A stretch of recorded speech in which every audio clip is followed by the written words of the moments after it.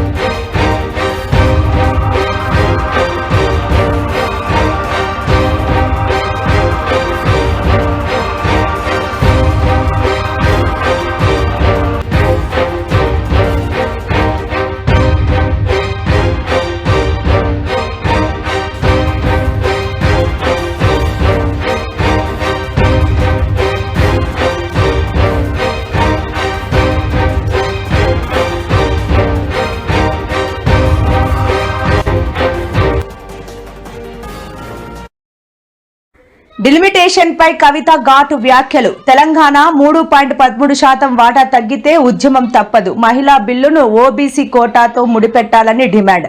Parliament ప్రత్యేక సమావేశాల్లో సభ ముందుకు కేంద్ర ప్రభుత్వం మహిళా రిజర్వేషన్, నియోజకవర్గాల పునర్విభజన, డిలిమిటేషన్ బిల్లులను తీసుకొస్తుంది. ఈ బిల్లులపై కల్వకుంట్ల కవిత కేంద్ర ప్రభుత్వానికి స్పష్టమైన హెచ్చరికలు జారీ చేశారు.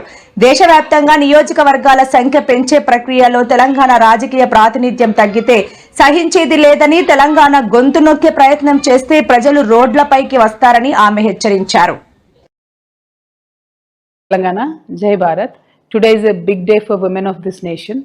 Today there will be a serious debate in the parliament on how much percentage should the women of this country get in the political representation, and also unfortunately the delimitation of the parliament constituencies across the nation also will be decided today. Government has yesterday floated 3 bills in the public domain. When I as an ex-parliamentarian look at those bills, I believe it is very unfair to link women's reservation bill to the delimitation bill. Fundamentally, they have got nothing to do with each other. There is no need to link women's reservation bill to the delimitation bill. But it looks like a very deceptive strategy by the union government to club both of them and very cleverly get the delimitation defreezed and pass it according to their political advantage. Now, I am from south of India. We understand that how many ever member of parliament seats we win as a bloc in South India, our say in the union governments has always been very minimal, and that has led to a lot of disadvantage in terms of many development issues across all the states of South India. So tomorrow, for South Indian states who are also very well performing states, should be getting more political advantage. To do that, a special consideration in terms of increasing the number of parliament seats from the south should be the end goal. But then what is the methodology? How can it be done? This is something that needs to be extensively discussed, and I am hoping whatever delimitation commission that is going to be come into place after the bills that pass today, there will be very extensive discussion. All the stakeholders, including all the South Indian states, will be called in front of the delimitation commission, and unless all of the states agree, all the 29 states agree, the delimitation should not happen in this country. And it is really unfortunate that the union government wants to link women's bill with the delimitation. Rather, they should link the women's bill with passing of the OBC reservation bill. OBC women should get their due share in this 33%. I am fully in support of the sub-quota for OPC women in the Women's Reservation Bill. Let us see, today, tomorrow, day after, there is a lot of confusion on these bills, but fundamentally, OBC women should get their share. South Indian state should get their share in the delimitation. Telangana currently as a state has 3.13% in the parliament, and after the delimitation, we are hoping that that should be the baseline of the percentage of Telangana representation in parliament. It should only go up after delimitation, but it should not come down. The 50% blanket increase that the central government is proposing right now on the face of it looks fine, but when you actually compare to the increase in other states versus Telangana, then the gap looks more. But then yet 3.13% should be the baseline for our state. If it goes down, people of Telangana are certainly going to hit the streets. Thank you. Jai Telangana, Jai Bharat.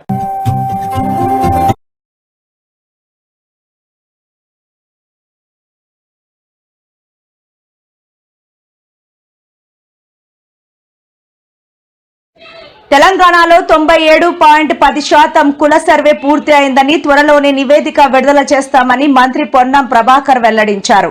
Telangana ప్రభుత్వం ప్రతిష్టాత్మకంగా చేపట్టిన సామాజిక ఆర్థిక విద్యా ఉపాధి కుల survey తుది నివేదికను విడుదల చేసేందుకు ప్రభుత్వం నిర్ణయం తీసుకుందని మంత్రి పొన్నం ప్రభాకర్ వెల్లడించారు. ఈ సర్వే ప్రక్రియ అత్యంత పారదర్శకంగా ఇప్పటి వరకు 97.10% సమగ్ర సర్వే పూర్తి అయిందని మిగిలిన స్వల్ప శాతాన్ని కూడా త్వరితగతిన క్రోడీకరిస్తున్నామని తెలిపారు. 2024 పార్లమెంటులో జరుగుతున్న చర్చ అంశం వేరు, డిలిమిటేషన్ ఉమెన్ రిజర్వేషన్ బిల్లు. ఆ సందర్భంలో తెలివిలేని ఒక వెధవ మెదడు జ్ఞానము లేక తెలంగాణ విభజనను పాకిస్తాన్ భారత విభజనతోటి పోల్చి ఈరోజు ఈ భారతదేశంలో ప్రజాస్వామికంగా రాజ్యాంగ ప్రకారంగా లోక్సభ రాజ్యసభ పాస్ చేసినటువంటి బిల్లులను పార్లమెంటు వేదికగా అవమానపరుస్తుంటే తెలంగాణ నుంచి ఎంపికైన 8 మంది భారతీయ జనతా పార్టీల ఎంపులు చీము నెత్తురు లేకుండా వాటిని విని ఎంజాయ్ చేసేటువంటి దౌర్భాగ్య పరిస్థితి వింటే తెలంగాణ తల్లి రోధించేటువంటి పరిస్థితి ఉంది. అలా ఏ మాత్రం బాధ్యత ఉన్నా తెలంగాణ రక్తమున్నా తేజస్వి గారు మాట్లాడినటువంటి మాటలు తెలంగాణ ప్రజల ఆత్మగౌరవం కాదు, అమరవీరుల ఆత్మక్షోభని కాదు, అవమానపరచడమే కాదు, ఇలా తెలంగాణ యావత్ ఉద్యమ స్ఫూర్తికి విఘాతం కలిగించే విధంగా మాట్లాడినారు. ఏ రాజ్యాంగంగా ఏర్పడలేదా? ఇంత పెద్ద దీర్ఘకాలిక ప్రజల ఆకాంక్షకు కాంగ్రెస్ పార్టీ నిర్ణయం తీసుకొని ఆనాడు భారతీయ జనతా పార్టీ కీర్తి చేసిన సుష్మా స్వరాజ్ గారు రాజ్యాంగ ప్రకారంగా పార్లమెంటులో మద్దతిస్తే ఇవాళ ఈ యొక్క ప్రధానమంత్రి నుంచి మొదలుకొంటే మొన్నవరో తెలుగుదేశం ఆంధ్ర ఎంపీ కూడా పార్లమెంటు గురించి కూడా మాట్లాడుతూ ఉండే, తెలంగాణ విభజన గురించి మాట్లాడుతూ ఉండే. ప్రతి ఒక్కరికి చురుకునైతుంది. బిడ్డ జాగ్రత్త, తెలంగాణ ఉద్యమకారులంతా ఒకవేళ ఎందుకులే విభజన జరిగింది కదా, ఎవరి విభజన దాకానే పోరాటం, విభజన తర్వాత ఎవరి బతుకులు వాళ్ళు బతకాలనుకుంటే జ్ఞానం లేక అజ్ఞానంతో పార్లమెంటరీ వ్యవస్థలో రాజ్యాంగాన్ని అవమానపరిచే విధంగా తేజస్వి మాట్లాడుతున్నటువంటి మాటలు ఈరోజు దేశ ప్రజాస్వామ్యానికి అగౌరవం. ప్రధానమంత్రి గారు కూడా వాటిని వినాలి. కాంగ్రెస్ పార్టీ మా నాయకుడు రాహుల్ గాంధీ గారు కూడా మెయిల్ చేశాం.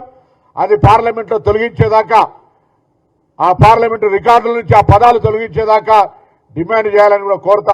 ఇలా పెద్ద పెద్ద మాటలు మాట్లాడే తెలంగాణ బీజేపీ అధ్యక్షుడు రామచంద్రరావు గారిని అడుగుతా ఉన్నా, ఇప్పటికైనా మీకు తెలంగాణ రక్తం ఉంటే mister Kishan Reddy, mister Bandi Sanjay and 8 MPs Laxman గారితో సహా మేము తెలంగాణ బిడ్డలైతే తెలంగాణ తల్లిని అవమానపరుస్తుంటే, ఏ తల్లికైనా అవమానం జరిగితే ఆ తెలంగాణ తల్లికి అవమానం జరుగుతుంటే చూస్తూ ఊరుకుంటే ఇది మంచిదా అని అడుగుతా ఉన్నాం. ఇవాళ ఇప్పుడు కూడా మాట్లాడకుండా ఉండి ఉంటే ఇది మీరు తల్లికి ద్రోహం చేసినట్టుగానే భావించాల్సి వస్తోంది. ఆనాడు శాసనసభ్యత్వానికి రాజీనామా చేయకుండా పరారైన వ్యక్తి ఇవాళ తెలంగాణకు సంబంధించి ప్రాతినిధ్యం వహిస్తున్నప్పటికీ మంత్రిగా తెలంగాణ ఏర్పాటును ప్రధానమంత్రి మాట్లాడినప్పుడు అంటే భయం ఉండే కావచ్చు, మంత్రిగా తీసేస్తారని మాట్లాడలేదనుకున్నాం. కానీ అమిత్ షా మాట్లాడిన ఇవాళ తెలుగుదేశం పార్టీ ఎంపీ తెలంగాణ ప్రజలను రెచ్చగొట్టే విధంగా ఏదో శాసనసభ తీర్మానం గురించి మాట్లాడుతూ రకరకాలుగా రాజ్యాంగంలో ఆర్టికల్ 3 డాక్టర్ బాబాసాహెబ్ అంబేద్కర్ గారు రచించినటువంటి ఆర్టికల్ గురించి తెలవక అటువంటి అజ్ఞానులు ధనబలంతో మందబలంతో పార్లమెంటుకి వస్తే కనీసం ఆ పార్టీ అనే బుద్ధి నేర్పాలి. ఇలా సౌహృద వాతావరణంలో ఇలా పార్లమెంటులో జరుగుతున్నటువంటి చర్చ అంశం వేరు, డిలిమిటేషన్ ఉమెన్ రిజర్వేషన్ బిల్లు. ఆ సందర్భంలో తెలివిలేని ఒక వెధవ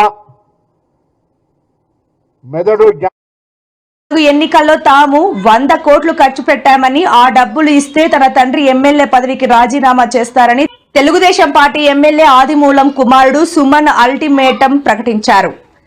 సత్యవేడు నియోజకవర్గం తన తండ్రి ఆదిమూలంపై జరుగుతున్న ప్రచారం విమర్శలపై ఆయన స్పందించారు. తన తండ్రిపై పార్టీలోని వారే కుట్రలు చేశారని సుమన్ ఆరోపించారు.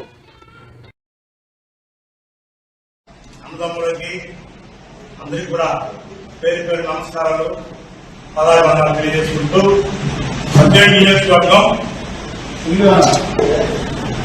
సత్యవేడు నియోజకవర్గం నారాయణవరం హెచ్డిసి ఉమ్మడి చిత్తూరు జిల్లా ఫైనాన్స్ కమిటీ మెంబరు కోనేటి సుమన్ కుమార్ సరాఫ్ కోనేటి ఆదిమూలం గారు ఈ సందర్భాన్ని తెలియజేసుకుంటూ ఇక్కడ విచ్చేసినటువంటి ముఖ్యమైన అంశాలు మాత్రం 4 పాయింట్లు చెప్తాను. నాన్నగారు ఎమ్మెల్యే టికెట్ రాకముందు గంగాప్రసాద్ సారు పెద్ద గారి ఆదేశాల మేరకు చంద్రబాబు సార్ గారిని లోకేష్ సార్ గారిని కలవడం జరిగింది. టికెట్ అడగకుండే గంగాప్రసాద్ గారు టికెట్ తీర్చారు. గంగాప్రసాద్ సార్ గారికి పదాభివందనాలు, చంద్రబాబు సార్ గారికి లోకేష్ గారికి నమస్కారాలు. ఆ నాన్నగారు ఆరోగ్యం పాలైనప్పుడు పవన్ కళ్యాణ్ సార్ గారు ఫోన్ చేసి ఆరోగ్య పరిస్థితి గురించి విచారించడం జరిగింది. పవన్ కళ్యాణ్ సార్ గారికి పదాభివందనాలు, బీజేపీ పార్టీ కుటుంబ సభ్యులకు పదాభివందనాలు. నియోజకవర్గంలో నాన్నగారికి ఓటేసినటువంటి ఓటర్స్ మహాశయులకి, నాన్నగారి అభిమానులకి, దాదాపు రాజభవన్ అభిమానులు 30 నుంచి 40 వేల ఓటర్స్ తో వ్యక్తిగతంగా ఆదిమూలం ఇచ్చే వ్యక్తిపైన అభిమానంతో 40 వేల ఓట్లు పోలైంది. టీఆర్ఎస్ పార్టీ తరఫున 30 వేల ఓట్లు పోలైంది. నాన్నగారు గెలిచిన తర్వాత మా కుటుంబాన్ని, మా నాన్నగారిని ఎన్నుముక్క వెనకాల నుంచి కొనడం టీఆర్ఎస్ పార్టీ వాళ్ళు కొంతమంది ఇబ్బంది పెట్టడం జరిగింది. అదేవిధంగా మా యొక్క ఆర్థిక పరంగా మేము కష్టపడి అప్పు తీసుకొని గంగాప్రసాద్ తో మాట్లాడుకొని ఖర్చు చేసినటువంటి అమౌంట్ ఎంతని గంగాప్రసాద్ సార్ తెలుసు, చంద్రబాబు సార్ గారు తెలుసు, లోకేష్ గారు తెలుసు. కానీ ఈరోజు పరిస్థితి మా నియోజకవర్గంలో ఎస్సీ రిజర్వ్ అయిన నియోజకవర్గంలో ఎస్సీ కుటుంబంలో చిన్న చిన్న సమస్యలు వచ్చినప్పుడు నాన్నగారిని సస్పెండ్ చేయడం జరిగింది. నాన్నగారు సస్పెండ్ అయిన తర్వాత ఒక ఎస్సీ నియోజకవర్గంలో ఒక ఎస్సీనే ఎందుకు మీరు కోఆర్డినేటర్ పెట్టలేదు, ఒక ఎస్సీ కమిటీలో ఉన్నటువంటి వాళ్ళు ఎందుకు నియోజకవర్గంలో ఇన్ఛార్జిగా పెట్టలేదు. దాదాపు 2,20,000 మంది ఓటర్స్ ఉన్నారు మా నియోజకవర్గంలో. దాదాపు 50 నుంచి 65,000 జనాభా ఎస్సీ ఎస్టీలు ఉన్నారు. మా దళితుల కాన్స్టిట్యూన్స్ లో ఎందుకు మీరు చంద్రబాబు గారు, లోకేష్ గారు మీరు ఎందుకు మా ఎస్సీ నియోజకవర్గంలో ఎస్సీ కమ్యూనిటీ పెట్టలేదు? ఈ సందర్భంగా లోకేష్ గారికి, చంద్రబాబు సార్ గారికి తెలియజేసుకుంటూ, అదేవిధంగా ఈ రోజు నియోజకవర్గం పరిస్థితి ఎలా ఉందంటే, ఒక సిఐ గారు సిఐ పని ప్రభుత్వం యొక్క అధికారులు ఉండకుండా రాజకీయంగా అతను ఇసుక మాఫియా, గ్రామ మాఫియా, దాదాపు చెన్నైకి దగ్గరుండి లోడి పిచ్చర్లు నుంచి 50 నుంచి 60 ఇసుక ప్రతిరోజు పంపించడం జరిగింది. అతను ఒక సీఐలో ఉండి రాజకీయ నాయకులను మధ్యస్థం చేస్తున్నారు. ఇది న్యాయమా? మేము అంబేద్కర్ యొక్క ఆదేశాల భారత రాజ్యాంగంలో, రాష్ట్రంలో, దేశంలో అంబేద్కర్ రాజ్యాంగాన్ని ఎక్కడ మీరు అమలుపరుస్తున్నారు? మొన్న కూడా లోకేష్ గారు అంబేద్కర్ జయంతి రోజు వచ్చినప్పుడు తిరుపతిలో అంబేద్కర్ జయంతి రోజే ఒక బ్యానర్ అంబేద్కర్ ఫోటో లేదు. ఇది న్యాయమా? ధర్మమా? అదేవిధంగా ఈ మొన్న డబ్బులు ఖర్చులు మాది కాదు, మా అప్పులు దాన్ని తీసుకొని వచ్చి మీరు ఒక వారం లోపల వెంకటప్రసాద్ సార్ దగ్గర మీరు జమ చేస్తే ఎమ్మెల్యే పదవి కూడా రాజీనామా చేస్తామని ఈ సందర్భంగా తెలియజేసుకుంటున్నాం. మా నాన్నగారు వయసు 75 సంవత్సరాలు, హార్ట్ పేషెంట్. మేము ఏ విధంగా సంతోషం లేదు. గెలిచిన దానికి లాభమా నష్టమా?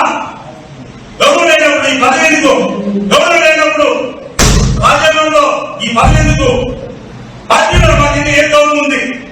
నాన్నగారు చిన్న చిన్న తప్పు చేస్తే కూడా మీరు కుటుంబంలో తప్పు కాబట్టి తప్పు అయిన తప్పే మీకు ఎవరు చేయడం లేదు. రాష్ట్రంలో ఎన్ని మంది చేశారు? వాళ్ళు సస్పెండ్ చేశారా? మీరు పెద్దలకు ఒక న్యాయం, దళితులకు ఒక న్యాయమా? చంద్రబాబు సార్ సైట్ పోషన్ చేస్తున్నాను, సైట్ పోషన్ వాళ్ళకు ఒక న్యాయం, మాకు ఒక న్యాయమా? వాళ్ళు ఏం చేశారు? మీరు వాళ్ళు సస్పెండ్ చేశారా? కనీసం పార్టీలో గెలిచిన వాళ్ళు నారాయణ విషయం వచ్చిందా? సత్యం నియోజకవర్గంలో మన మీటింగ్ పెట్టారు. సంఘటన కూడా మా అన్నే కానీ ఎందుకంటే పిలవలేదు. అదేవిధంగా రేపు కూడా నాన్నగారు ఏం చేస్తారు? మా డబ్బులు మాకు జమ చేసేయండి, నేను డబ్బులు అప్పు తీసుకుంటాము. రిజర్వేషన్ ఎస్ఐ కూడా మీరు ఎవరిని పెట్టుకోండి, ఓసీని పెట్టుకుంటారా, రెడ్డి పెట్టుకుంటారా, వడ్డాలు పెట్టుకుంటారా, ఎవరిని పెట్టుకోండి, ప్రభుత్వం మందే కదా. వైసీపీ రాష్ట్ర ప్రధాన కార్యదర్శి పూడి శ్రీహరి అరెస్టుపై మాజీ మంత్రి పెర్ని నాని తీవ్రస్థాయిలో ధ్వజమెత్తారు. టీడీపీ నేతల కళ్లల్లో ఆనందం కోసం పోలీస్ వ్యవస్థను ఇంతలా దిగజార్చడం శోచనీయమని మండిపడ్డారు. పూడి శ్రీహరి ఏమైనా నేరాలు చేశారా అని ప్రశ్నించిన నాని, చట్టబద్ధంగా చర్యలు తీసుకోవాలనుకుంటే బహిరంగంగా అరెస్టు చేయాలి, కానీ దొంగతనంగా ఎత్తుకెళ్లడం ఏంటని నిలదీశారు. విలేకరి స్థాయి నుంచి ఎదిగిన వ్యక్తిని ఉగ్రవాదిలా చిత్రీకరిస్తూ కంప్యూటర్లు, ఫోన్లు సీజ్ చేయడం దారుణమన్నారు. తెలుగుదేశం పార్టీ